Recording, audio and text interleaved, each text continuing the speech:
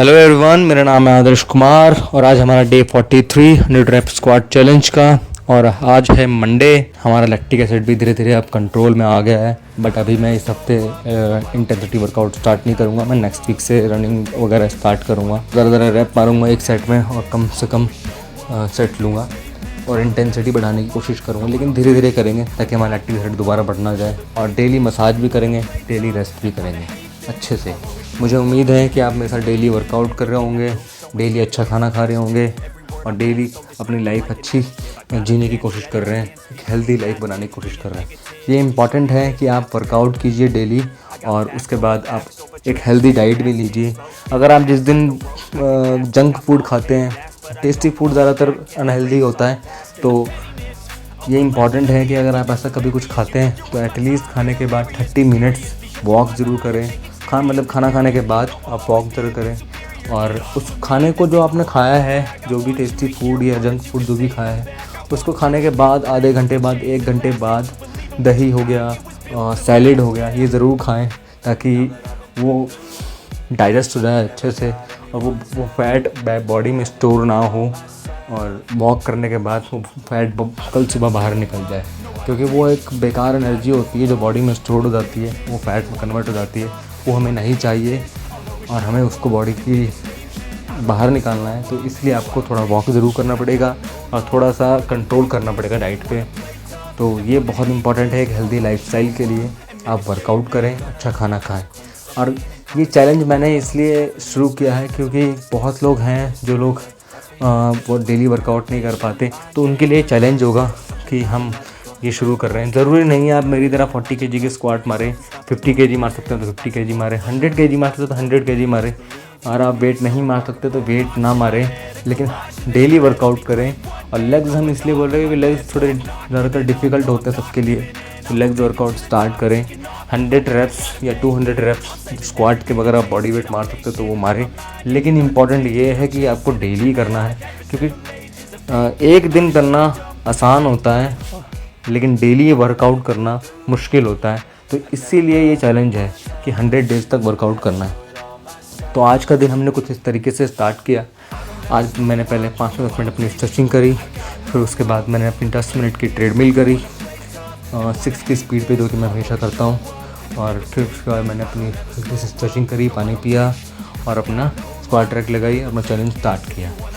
फिर मैंने अपना चैलेंज स्टार्ट किया। अब मैं शूज़ पहन कर नहीं करता, मुझे शूज़ पहनकर एनर्जी इतनी ज़्यादा फील नहीं होती। विदाउट शूज़ मुझे ज़्यादा अच्छा लगता है करना, तो इसीलिए आज मैंने चैलेंज स्टार्ट किया। जब तो 20 रेप्स तक इजीली मैं पहुंच गया, तो उसके बाद धीरे धीरे पेन बढ़ना शुरू हुआ, लेकिन हम धीरे धीरे करते रहे। धीरे धीरे पेन बढ़ रहा है तो हम भी धीरे धीरे कर रहे हैं। तो हमने धीरे धीरे किया, हम 35 रेप्स तक पहुँच गए। फिर मैंने सोचा कि अगर हम 35 रेप्स पर रुक जाएंगे या 40 रेप्स पर रुक जाएंगे तो लास्ट सेट में ज़रा रेप्स मारने पड़ेंगे, या लास्ट में दो सेट ज़रा सेट मारने पड़ेंगे।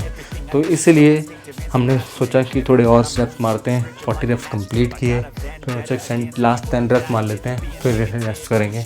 और इसी तरीके से हमने धीरे धीरे करके पहले सेट में 50 रेप्स कंप्लीट किए अपने। फिर उसके बाद मैंने स्ट्रेच किया, पानी पिया, थोड़ा सा रेस्ट किया और अपना सेकंड सेट स्टार्ट किया। कोशिश तो यही रहती है हमेशा कि सेकंड सेट में ये पूरा कंप्लीट कर दो, तो इसी कोशिश के साथ हमने स्टार्ट किया। लेकिन 7 रेप पर ही मुझे पेन होना शुरू हो गया, तो मैंने धीरे धीरे करके फिर भी अपने रेप्स 25 तक पहुँचाए। और 25 रेप्स तक मुझे लगने लगा कि अब बहुत मुश्किल है कि मैं ज़्यादा रेप्स मार पाऊँ, तो मैंने सोचा कि कम से कम एटलीस्ट इतने रेप्स मार लूँ कि लास्ट में दिक्कत ना आए, लास्ट ईज़िली हो जाए।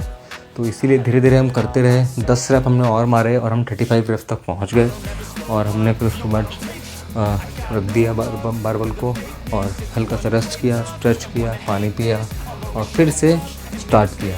लास्ट 15 रेप्स हमने स्टार्ट किए, 5 रेप तक ईजिली लग गए।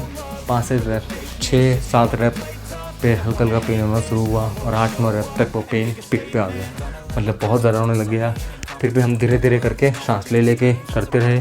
ब्रीथ बहुत इंपॉर्टेंट है, चाहे वर्कआउट किया करें या गुस्सा आए या लाइफ में कुछ हो जाए, तो ये ब्रीथ आपको बहुत सारी चीज़ें सिखाएगी। आपको ठंडा रखेगी थोड़ी देर के लिए और आपको सोचने का मौका देगी। जब हम सांस नहीं लेते तो हम सोचने का मौका नहीं मिलता, कुछ सही करने का मौका नहीं मिलता, क्योंकि हम सोच ही नहीं पाते ठीक से। तो इस वजह से हमने सांस लेना बहुत ज़रूरी है।